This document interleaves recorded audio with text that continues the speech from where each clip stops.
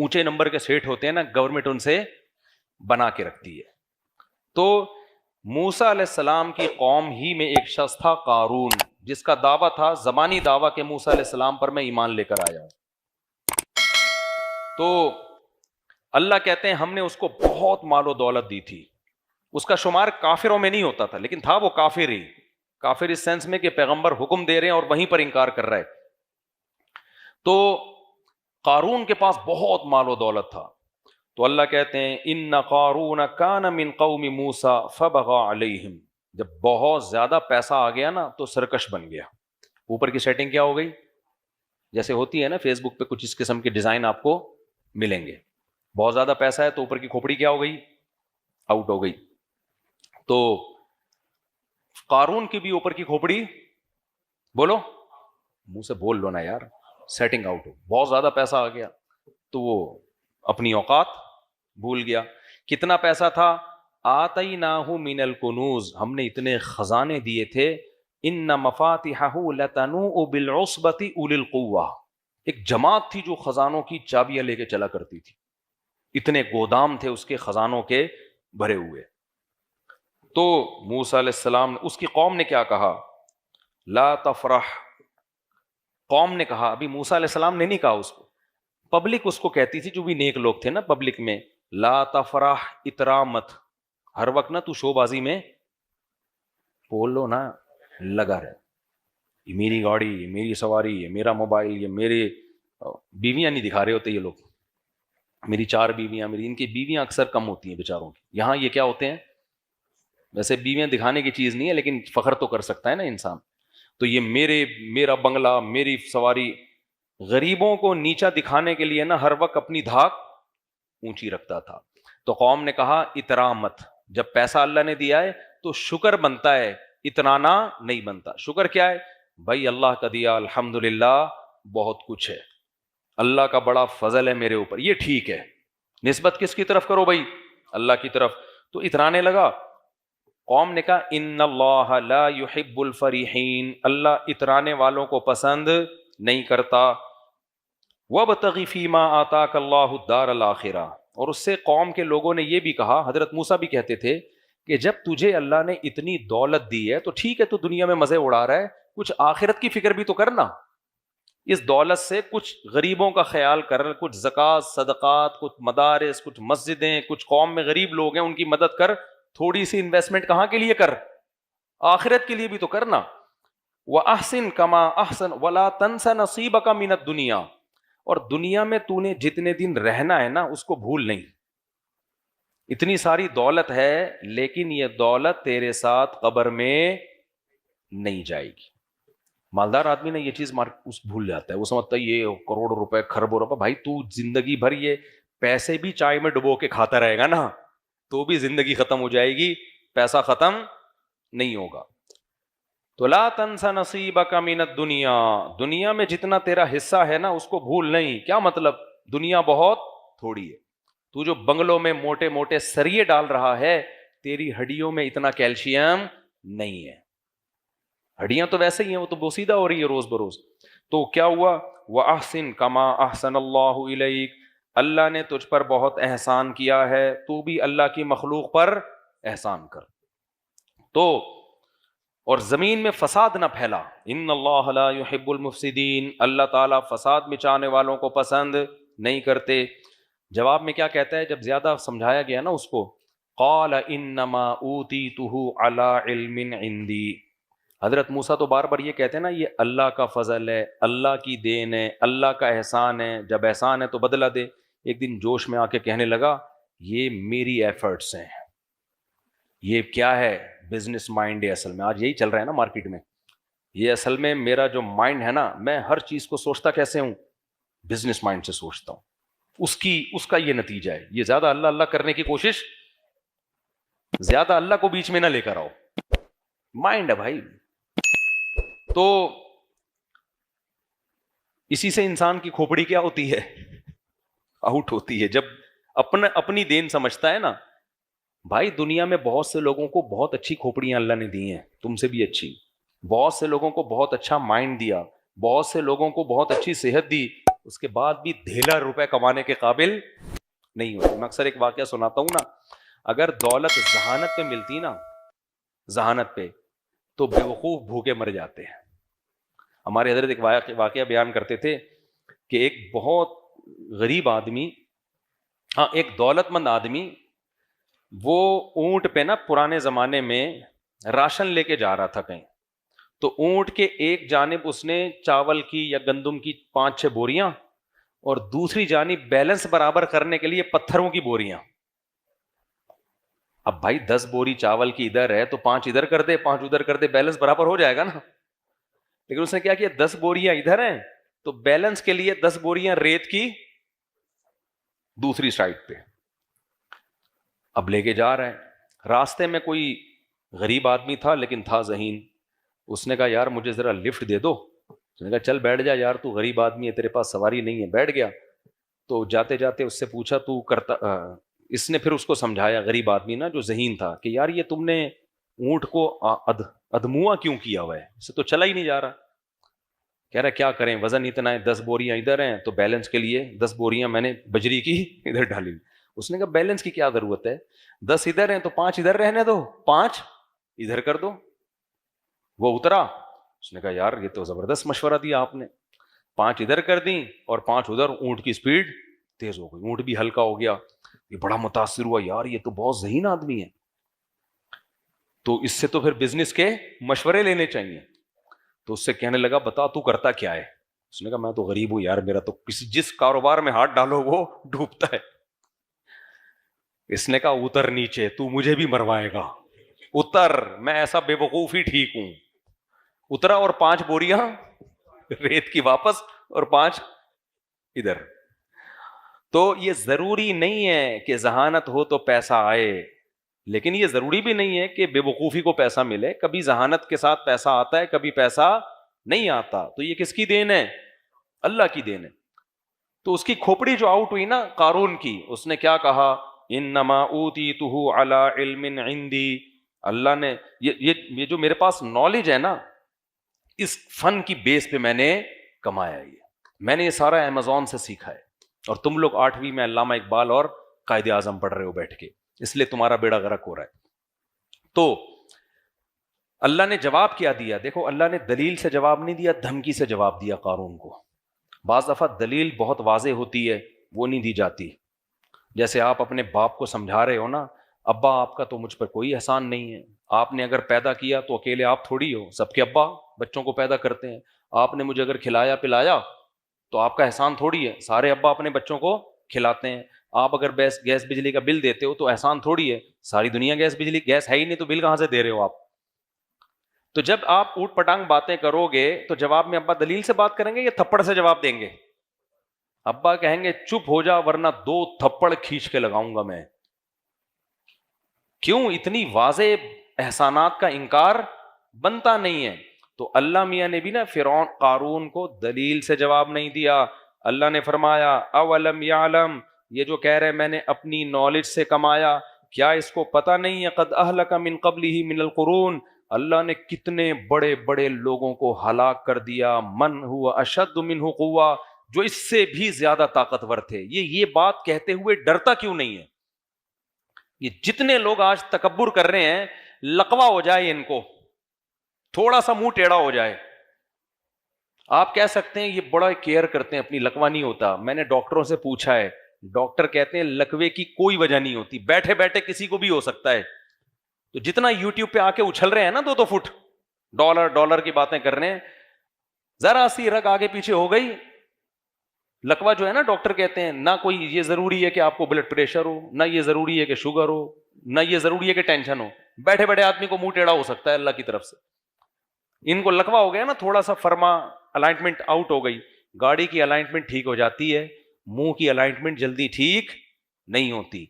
تو اللہ نے دھمکی دی ہے, اللہ نے کہا کہ یہ دیکھتے نہیں ہیں کہ ان سے پہلے ان سے بڑے بڑے طاقتوروں کو میں نے ہلاک کر دیا. پھر قرآن کہتا ہے فَخَرَجَ عَلَىٰ قَوْمِهِ فِي زِينَتِهِ, ایک دن اپنی زینت میں قوم میں نکلا, اور جو دنیا پرست لوگ تھے. دیکھو دولت اللہ کی نعمت ہے, ایسا نہ ہو کہ آپ پیسہ کمانا ہی چھوڑ دیں, پہلے ہی ملک کا بیڑا غرق ہوا ہے, اور کشکول لے کے IMF کے سامنے بھکاری نہ بن جائیں ہم. پیسہ کمانا منع نہیں ہے, پیسے پہ اترانا منع ہے, اور پیسے کو اپنے علم اور اپنا کمال سمجھنا منع ہے. تو قارون میں نافرمانی کے ساتھ دولت تھی, تو اللہ کہتے ہیں وہ اپنی زیب و زینت میں نکلا. تو جو دنیا پرست لوگ تھے اس کے جاہ و جلال کو دیکھ کر کہنے لگے یا لیت لنا مثل ما اوتی قارون, کاش ہمارے پاس بھی وہ سب کچھ ہوتا جو قارون کے پاس ہے. رالیں ٹپکانے لگے اس کو دیکھ کے, حالانکہ وہ بدعملی کے ساتھ تھا. اگر عمل کے ساتھ ہوتا نا پھر بھی بنتا ہے, لیکن بدعمل آدمی ہے. تو اللہ کہتے ہیں قال الذین اوتوا العلم, جن کو اللہ نے علم دیا تھا وہ کہنے لگے ویلکم, تم تباہ ہو جاؤ, ثواب اللہ خیر, بھائی نیک اعمال پہ جو اللہ بدلہ دے گا وہ اس عیاشی سے کئی گنا بہتر ہے. لمن آمن وعمل صالحا, وہ صرف ان کو ملے گا جو ایمان لائے اور نیک اعمال کیے. ولا یلقاها الا الصابرون, اور یہ صفت صرف صبر کرنے والوں کو دی جاتی ہے. جو بے صبرے لوگ ہیں ان میں اللہ یہ کوالٹی پیدا نہیں کرتا. پھر کیا ہوا؟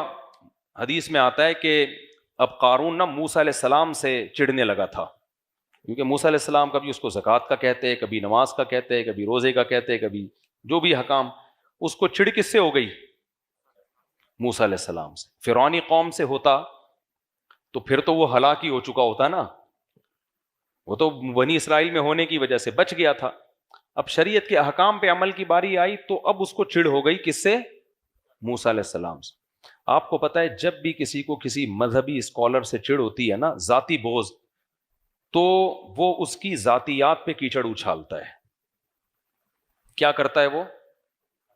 Video recording, audio recording, calls recording, یہی سب چل رہا ہوتا ہے نا. کسی غیر اخلاقی سرگرمی میں ملوث کرنے کی کوشش کرو, کچھ بھی نہیں ملے تو جھوٹا الزام لگا دو. جھوٹا الزام بھی سوسائٹی میں بہت اسپیڈ سے پھیلتا ہے. اب کون صفائیاں پیش کرتے کرتے بھی لوگ کہتے ہیں کچھ تو ہے نا, کچھ تو ہے. تو یہ آج کا نہیں ہے, یہ سیٹ اپ پہلے سے چلا آ رہا ہے. ذاتیات پہ کیچڑ اچھالو, یہ تو ایسے ہیں, یہ تو یوں ہیں, یہ تو فلانے ہیں, تو ڈمکانے ہیں. اب میں 4 شادیوں کی بات کرتا ہوں نا, جو فیمنسٹ لوگ ہیں وہ بہت پیچھے پڑے ہوئے ہیں میرے, کہ کوئی عیب نکالیں. طنز کر رہے ہوتے ہیں بھائی ان کے گھروں میں پتہ نہیں کیا ہو رہا ہے, مارتے پیٹتے ہیں, کیا کرتے ہیں, یہ تو گھروں میں جا کے پوچھو, ممبر پہ تو بڑی باتیں کر رہے ہیں, کیونکہ ان کی دم پہ میں نے کیا رکھ دیا ہے؟ پاؤں. فیملی پلاننگ والے بھی پیچھے پڑے ہوئے ہیں کہ بھائی بچے زیادہ اچھے, دیکھو کوئی بچہ چرس تو نہیں پی رہا, پھر ہم بتائیں گے کہ دیکھو یہ ہوتا ہے زیادہ بچوں کا انجام. حالانکہ میں لوگوں سے بار بار کہتا ہوں بھائی میں سوسائٹی کا نارمل آدمی ہوں, میں کوئی فرشتہ یا پیغمبر نہیں ہوں.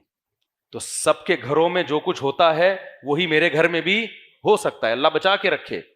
لیکن اس سے اسلام کا فلسفہ خراب نہیں ہوگا. اگر میں ظالم بھی ہوں, میں مارتا پیٹتا بھی, وہ تو ایسا ہے نہیں. کون اتنا بڑا بہادر کون ہے یار؟ فرض کرو میں مارتا پیٹتا ہوں, میں ٹارچر کرتا ہوں, میں نے ظلم کر کے رکھا ہوا ہے, کھلانے کو روٹی نہیں ہے اور بچے چرسی ہیروئن چی, میں غلط ہو جاؤں گا نا, فلسفہ غلط نہیں ہوگا. تو اس لیے ان چیزوں میں پڑھائی نہ کرو کہ کون کیا کر رہا ہے, کون صحیح ہے کون غلط ہے. بھائی پیغام کو دیکھو, پیغام کیا دیا جا رہا ہے, سمجھتے ہو کہ نہیں سمجھتے ہو؟ پیغام کو دیکھو کیا دیا جا رہا ہے پیغام. تو اب جو قارون تھا نا اس کو چڑ ہو گئی کس سے؟ موسیٰ علیہ السلام سے, کہ یار میرے لیے سب سے بڑا ہیڈک کون بنا ہوا ہے؟ موسیٰ علیہ السلام. اس نے کیا کیا؟ پیسے سے دنیا میں ہر کام ہوتا ہے.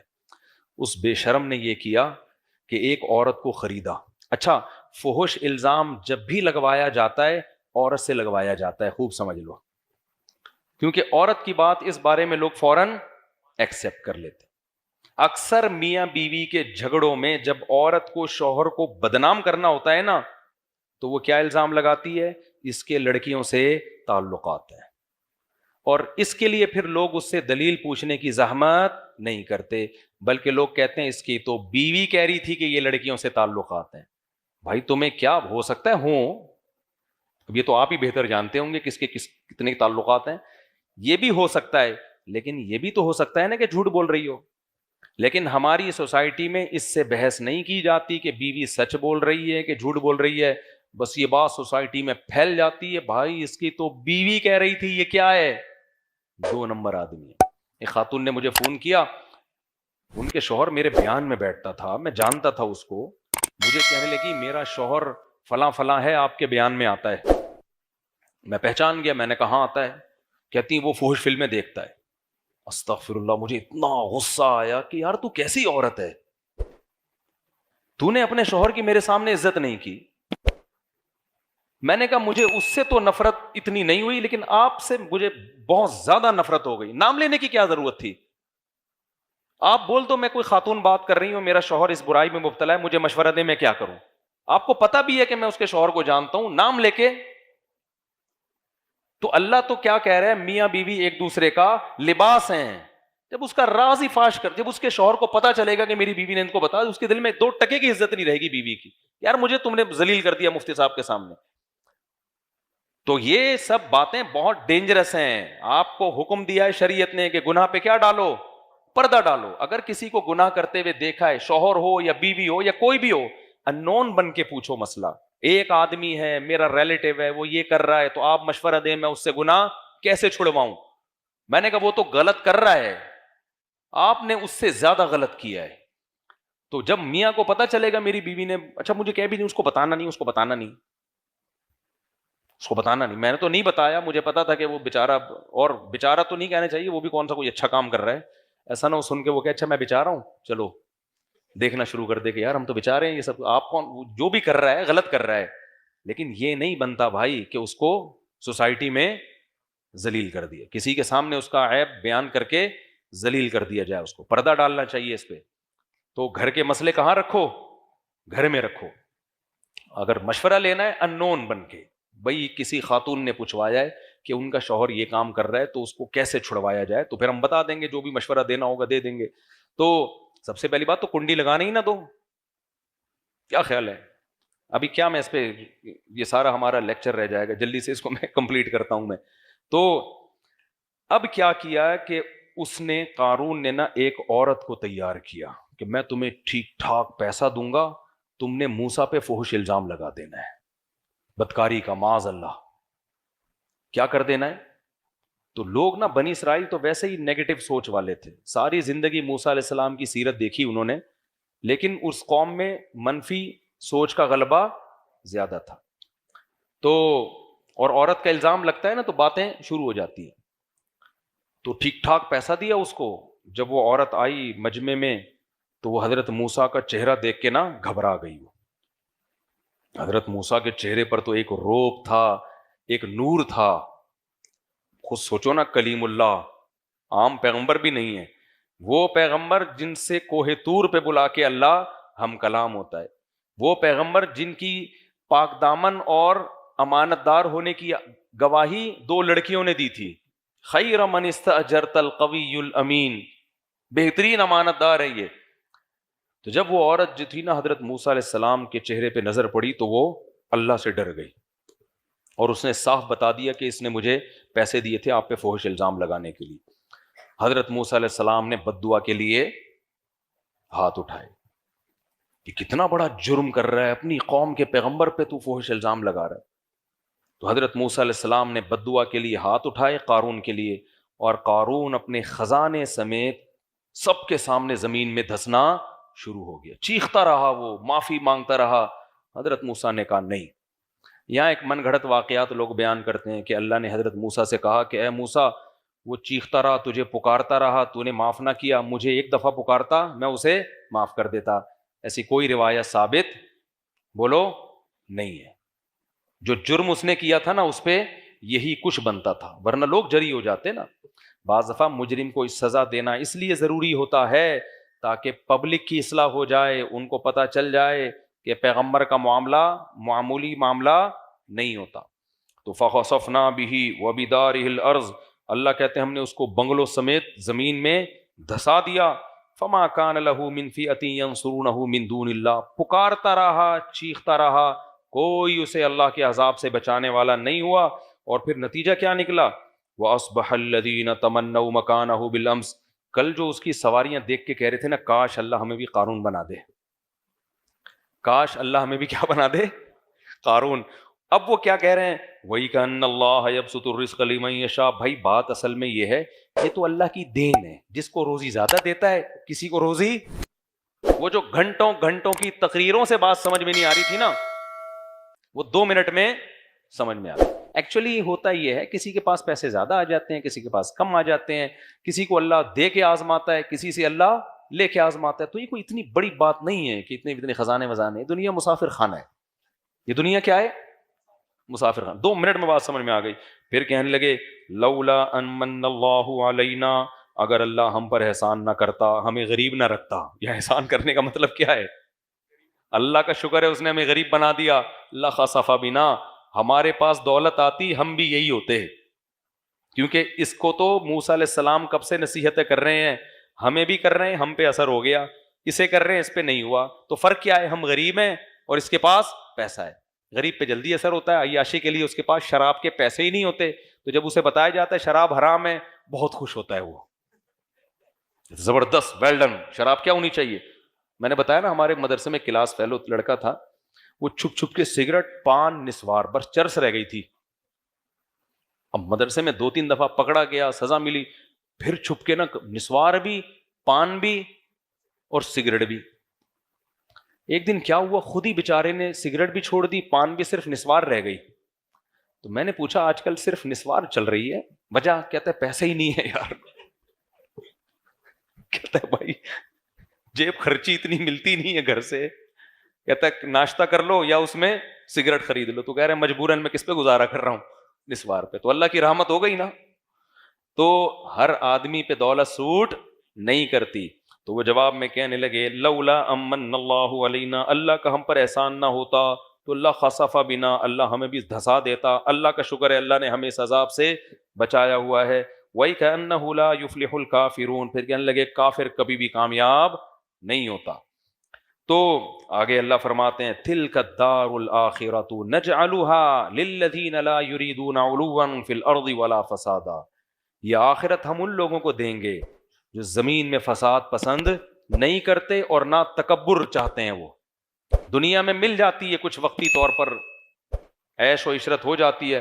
آخرت اللہ نے متواضع لوگوں کے لیے رکھی ہے, میں کرنے والوں کے لیے نہیں رکھی. جو شخص بھی تمہیں سب سے ہٹا کے اپنی ذات کی طرف لا رہا ہے نا, سمجھ لو یہ متکبر ہے. ہم نے جب بھی بڑوں کی محفل میں ہم بیٹھتے تھے نا, علماء کی مجلس میں, مجلس تحقیق ہوتی تھی, تو ہم نے اپنے بڑوں سے ایک چیز سیکھی کہ ہمیشہ دوسرے کی رائے کو اپنی رائے پر ترجیح دینے کی کوشش کی جا رہی ہے. میں حضرت مفتی تقی عثمانی صاحب کے ساتھ بھی محفلوں میں بیٹھا ہوں, مجلس تحقیق میں. ہمارے یہاں سے علماء جاتے تھے دارالعلوم کرنگی میں, 10-20 علماء جمع ہوتے تھے جب کسی مسئلے پہ تحقیق. ان میں سب سے سینئر مفتی تقی عثمانی صاحب ہوتے تھے, باقی سارے ان سے چھوٹے. لیکن آپ اس محفل کا اسٹائل دیکھ لیتے تو حضرت مفتی تقی صاحب کی اسٹائل سے آپ کو ایسا لگتا کہ سب سے جونیئر یہ ہیں. یہ ہم نے متعدد دفعہ مشاہدہ کیا. ایسے تواضع کے ساتھ بیٹھ کے سب کی بات سنتے, سب کے دلائل سنتے, اور بتاتے تھے کہ میں ایسے سنتا ہوں یہ سوچنے کے لیے کہ میں غلط ہوں اور یہ صحیح ہے, تاکہ پوری بات تو سنو نا اس کی, ہو سکتا ہے وہ صحیح کہہ رہے ہوں. سب کی باتیں سننے کے بعد اپنے بارے میں بدگمان, اپنے بارے میں کیا بدگمان, اس کے بعد سن کے اینالائز کرنا, تجزیہ کرنا, ایک معتدل رائے قائم کرنا, یہ ہوتی ہے صاحب علم کی علامت. اور جو جتنا بڑا جاہل ہوگا نا اتنا بڑا فرعون ہوگا. وہ دیکھ لو یوٹیوب فیس بک پہ پھینکتا رہے گا, میں ہوں, میں نے سب کے منجیاں ٹھوک کے رکھ دی ہیں, میں نے سب کے کاروبار بند کر کے رکھ دیے ہیں, میں ہوں پلانیٹل پہ, میرے جیسا اس کائنات میں کوئی پیدا ہوا ہی نہیں ہے. میں ہر صرف ایک بندہ نہیں ہے, بہت سارے ہیں. ابھی وہ ایک ہیں کینیڈا میں, ان کے کلپ آیا ہے, 1400 سال میں کینیڈا میں رہتے ہیں. وہ کہتے ہیں 1400 سال میں جتنی اچھی تشریح میں نے کی ہے نا, یا میرے استاذ نے کی ہے, آج تک ایسی تشریح, ابے تو کیا مریخ سے آیا ہے, مارس سے آیا ہے, کوئی نئی چیز کوئی جاپان نے تجھے بنایا ہے, تو مٹی کا بنا ہوا ہے, تو 1400 سال میں تجھے سمجھ میں آیا ہے, باقی سب گھاس کھا رہے تھے کیا 1400 سال سے؟ میں کر رہا ہے نا, اس کا مطلب وہ ٹھیک نہیں ہے, وہ جاہل مرکب ہے. جاہل کی 2 قسمیں ہوتی ہیں, ایک جاہل جس کو پتا ہو کہ میں جاہل ہوں, لیکن بعض جاہل ایسے ہوتے ہیں جن کو پتہ ہی نہیں ہوتا کہ ہم کیا ہیں, جاہل ہیں, تو اس کو کہتے ہیں جہل مرکب. تو بہت بڑا جاہل ہے یہ.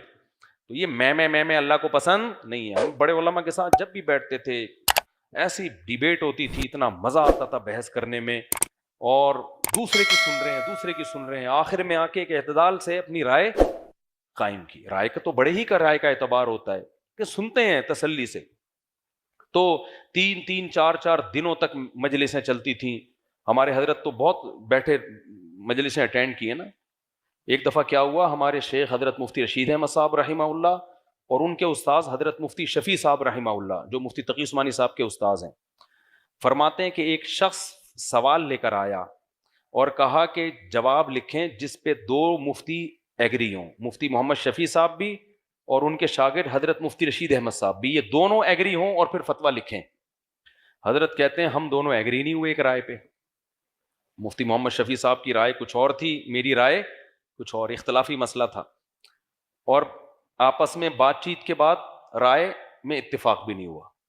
تو حضرت فرماتے ہیں میں نے حضرت مفتی شفیع صاحب سے کہا کہ بھئی آپ بڑے ہیں تو ایسے موقع پہ پھر آپ اپنی رائے کے مطابق جواب لکھ دیں, آپ سینئر ہیں. بھئی عوام کے لیے تو جو بھی صحیح سینئر مفتی ہو اس کی رائے ہے نا, تو آپ لکھ دیں. اب بعض لوگ فوراً پتہ ہے کیا کہتے ہیں, چھوڑو ان دونوں کو, دلیل کیا کہہ رہی ہے. ابے بھائی دلیل کو سمجھنے میں ہی تو اختلاف ہو رہا ہے, دلیل کو سمجھنے میں کیا ہو رہا ہے, اختلاف ہو رہا ہے. تو جیسے ہم کہتے ہیں نا کہ بھئی ابو حنیفہ کی رائے کو فالو نہیں کرو گے تو آج کل کے اسکالر کی رائے کو فالو کرنا پڑے گا, وہ فوراً کہتے ہیں نہ آج کل کے اسکالر نہ ابو حنیفہ, حدیث کو فالو کرو. ابے کمبختو, حدیث کو سمجھنے میں ہی تو اختلاف ہو رہا ہے. اگر اتنا آسان معاملہ ہوتا تو ابو حنیفہ اور شافعی کی رائے میں اختلاف کیوں ہوتا؟ ایسے صرف فارغ ترین لوگ دنیا میں موجود ہیں. تو حدیث دونوں طرف ہے تبھی تو رائے میں اختلاف ہو رہا ہے. تو پھر حدیث کا ایک مطلب وہ ہے جو ابو حنیفہ لے رہے ہیں, ایک 15ویں صدی کے لوگ لے رہے ہیں, تو ہم کہتے ہیں ان کی رائے میں غلطی کا امکان زیادہ ہے, ان کی رائے میں غلطی کا امکان کم ہے. حدیثیں تو دونوں کے پاس ہیں.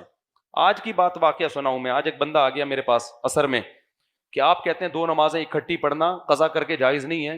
یہ تو ترمذی کی صحیح حدیث ہے انس ابن مالک کی کہ نبی نے غزوہ تبوک میں ظہر کے فوراً بعد کیا پڑھی ہے, عصر پڑھی ہے. میں نے کہا صحیح حدیث نہیں ہے. کہہ رہے میں نے اسلام 360 میں دیکھا ہے. میں نے کہا بھائی اسلام 360 نے تو مختلف لوگوں کے ترجمے نقل کیے ہوئے, وہ کوئی ذمہ دار تھوڑی ہے اسلام 360 اس بات کا. کہہ رہے نہیں وہ ہے وہ بہت. پھر میں نے کہا آپ لے آئیں, تو کسی نے بھی اس حدیث کو صحیح نہیں کہا. میں نے کہا یہی حدیث بخاری میں ہے, ترمذی میں ہے کہ حضرت انس بن مالک کہتے ہیں نبی صلی اللہ علیہ وسلم ظہر کے ساتھ فوراً ہی عصر پڑھ لیتے تھے. بخاری میں ہے کہ جب جلدی ہوتی ظہر پڑھ کے سوار ہو جاتے تھے. ظہر پڑھ کے کیا ہو جاتے تھے, سوار ہو جاتے تھے. ہاں جب دیر کرتے تو پھر ظہر عصر ملا کے پڑھتے, یعنی ظہر کو عصر کے وقت تک لے کے جاتے, قریب کر دیتے اس کے. یعنی تو ایک دم نا وہ بندہ ہی حیران ہو گیا کہ یار یہ کیا ہے. پھر میں نے اس کو سند کی بحث بتائی. میں نے کہا یہ سند بھی ٹھیک نہیں ہے, کن کن محدثین نے اس کو ضعیف کہا ہے. تو پھر میں نے کہا میرے بھائی حدیثیں ہر ایک کے پاس ہوتی ہیں, حدیث کے مفہوم اور اس کا مطلب کیا ہے, اس کے مقابلے میں دوسری حدیث کون سی ہے, یہ اچھا خاصا ایک علم ہے. یہ آج کل کے اسکالر بچے ہیں پرانے اسکالرس کے مقابلے میں, سمجھتے ہو کہ نہیں سمجھتے. بس جلدی سے میں بیان ختم کرتا ہوں. تو اللہ فرماتے ہیں یہ جو آخرت ہے ہم ان لوگوں کو دیتے ہیں جو زمین میں تکبر نہیں کرتے. ہاں وہ واقعہ مکمل کر دوں. حضرت مفتی رشید احمد صاحب